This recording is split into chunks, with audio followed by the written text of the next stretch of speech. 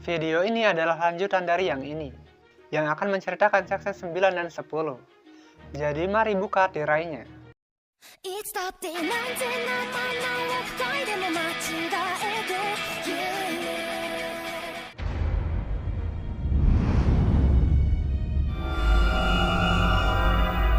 て では行ってらっしゃいませ。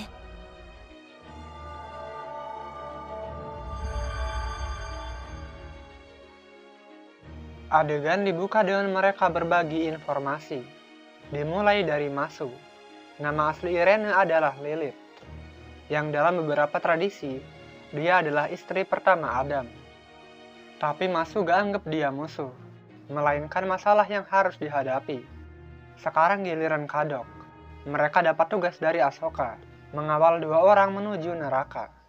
Hadiahnya adalah HGD untuk meningkatkan belati mereka. Sementara Metatron Jana mengungkapkan banyak detail penting, dan kesimpulannya sama seperti Gotia. Tapi ketika lihat border lagi rasanya jadi makin stres. Mereka pergi ke Amakusa untuk meningkatkan belati. Tapi dia gak bisa. Kekuatannya sudah habis. Tapi mungkin Jana bisa bantu. Jana minta dibawakan jeruk sebagai balas jasa peningkatan. Tapi untungnya Masu bawa. Dia dapat jeruk dari Ahsoka. Jana pun meningkatkan belatinya. Di neraka nanti mereka pasti dikejar Angel. Jadi kalau butuh perlindungan gunakan belati itu. Sebelum tidur, Kadok bertanya bagaimana Fujimaru mengatasi mimpi buruknya. Fujimaru bilang dia bangun sedetik lebih awal sebelum bertambah buruk. Masu tidur sementara Habe terus menatap langit. Dia tahu Masu menanggung dosa. Menasehati itu mudah, tapi mereka tak bisa lari selamanya. Jana bicara dengan orang dalam lemari.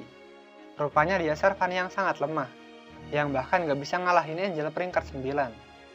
Dia gak mau bantu Caldea karena gak bakal berguna. Tapi meskipun manusia penuh dosa, mereka masih punya semangat.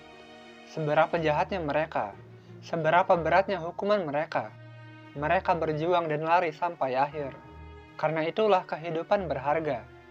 Jadi meskipun dia benci dunia, dia ingin dunia tetap sehat. Jana pergi tidur, sementara dia masih terkunci dalam lemari.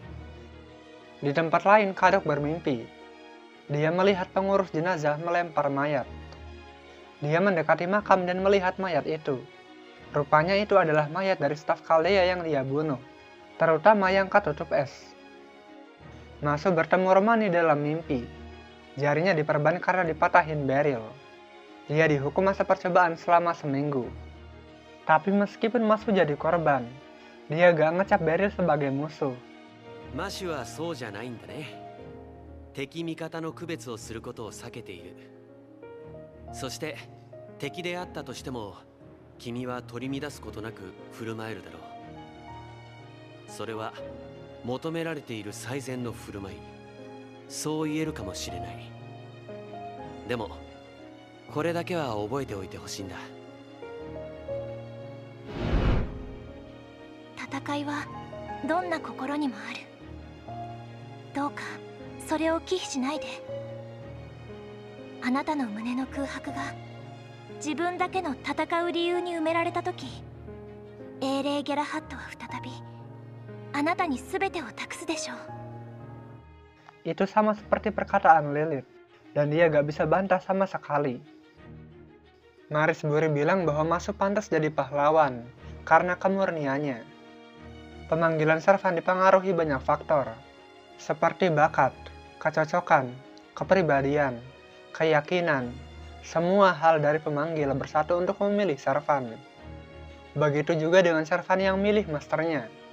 Gak semua servan bisa dipanggil, tapi dengan kemurnian Masu dan meja bundar, maka jadi mungkin untuk mensaman sebanyak mungkin servan. Mulai dari mitos, sampai yang punya dampak besar pada sejarah. Mereka menerima panggilan dan mencari perisai itu. Karena itulah Masu harus tetap suci dan harus tetap naif. だって盾を持たない君に価値はないのだから。 Paginya mereka sarapan. Mereka nanya kenapa Lilith pakai nama Irene. Dia bilang hanya sekadar ikut arus, dan gaya pakaiannya tidak mencerminkan nama Lilith. Karena ada servan yang gaya pakaiannya lebih gila, Jadi mereka berusaha bikin Lilith lebih menonjol. Mulai dari suara kucing, sampai bergaul dengan anak-anak. Lilith mensaman anak-anaknya dan menamainya ABC. Tapi kemudian diganti jadi N zwei drei, yang artinya 1, 2, 3 dalam bahasa Jerman. Ahsoka bertanya apakah Lilith melahirkan Lilim lagi, yang artinya bukan pertama kali. Tapi mungkin cara itu juga gak berhasil. Jadi para Lilim kembali kepadanya. Mencoba baik kepada kutu buku Kaldea juga mungkin ide buruk.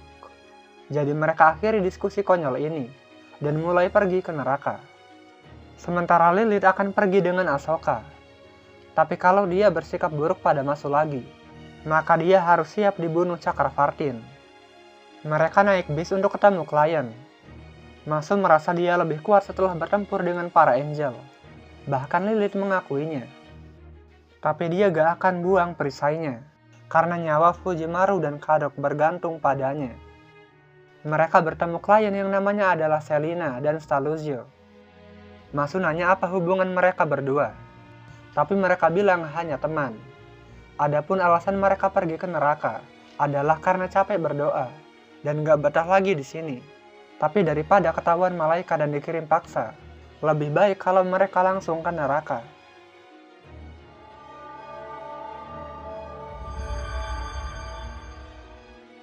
Tak lama kemudian mereka sampai di gerbang neraka. Dikatakan bahwa iblis Charon akan menjemput dengan perahunya, tapi yang datang adalah Blackbeard. Dia bilang kalau mau numpang harus bayar, tapi bayaran mereka gak cukup, jadi mereka harus pakai kekerasan. Black bilang kalau bisa milih, dia akan pilih hidup dalam kebohongan di api penyucian, daripada ke neraka yang penuh bahaya. Setelah berlayar melewati sungai, mereka bertemu Dante lagi. Tujuan mereka adalah circle keempat, tapi mereka baru sampai di circle pertama. Masu nanya apa yang Dante lakukan selama ini. Dia bilang sibuk jadi pengacara. Sekalian kumpulin info buat lawan Metatron Jana. Begitu pula Moriarty. Rupanya Moriarty sudah sampai di circle ke-8, tempat para malaikat dengan peringkat paling tinggi. Tapi kalau malaikat tinggi masih belum ketemu, sisanya tinggal circle ke-9. Ada rumor bahwa Alexander the Great ada di circle ke-7, dan seharusnya perpustakaan Alexandria juga ada sebagai pelengkap dan sumber informasi. Tapi kemudian datang malaikat peringkat tinggi. Kaldea sampai di circle kedua, circle nafsu. Tapi mereka gak lihat orang sange di sini, yang ada malah orang-orang berkilau. Dante bilang dorongan sange diubah jadi dorongan kecantikan, karena biasanya lihat yang cantik dulu baru sange. Tapi definisi cantiknya disesuaikan dengan keinginan penjaga. Mereka pergi ke penjaga untuk minta izin lewat, yang rupanya adalah Cleopatra. Dia ngasih mereka izin, tapi hanya untuk sekedar lewat. Dante bilang di circle ketiga mereka akan bertemu Kerberos. Di sana adalah circle dengan perselisihan paling sedikit. Ketika keluar mereka diguyur hujan lebat. Di circle ketiga, hujan turun tanpa henti. Tapi hujan ini sama dengan kutukan. Jadi mereka gak boleh lama-lama. Malaikat datang dan mereka mengalahkannya. Tapi hujan ini adalah masalah. Fujimaru ingat mereka punya Bloody dan Simsalabim. Gempa muncul dan Granato ada di depan mata. Mereka masuk disambut Jana. Daripada balik ke rumah, akan lebih baik kalau bawa rumah bersama mereka. Staluzio dan Selina istirahat. Sementara Amakusa kaget, karena Granato ada di circle ketiga neraka. Mereka dapat telepon dari Ahsoka. Dia nanya di mana kos-kosannya. Fujimaru bilang di circle ketiga neraka, Kerakusan. Kemudian telepon dari Lilith. Fujimaru bilang gak terima pesanan. Tapi singkatnya kos-kosannya pindah ke circle ketiga. Jadi Ahsoka dan Lilith akan pergi ke sana.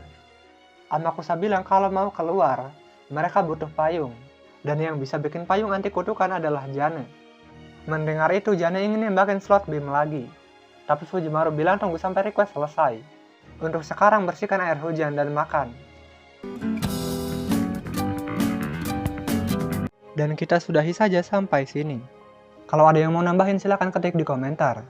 Kalau mau request lewat Sabaria juga boleh. Dan tolong berikan hype pada video ini jika kalian suka.